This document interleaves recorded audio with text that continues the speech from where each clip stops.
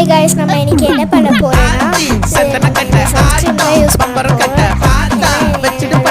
ரொம்ப டான் ஆயிடுச்சு அதனால நம்ம சன்ஸ்கிரீன் போட்டுக்கலாம்.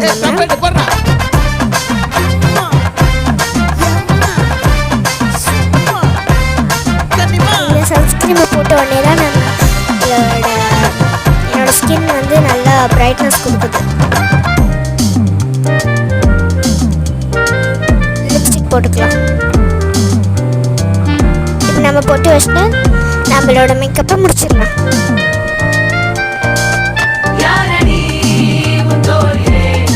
Bye guys, wish you all.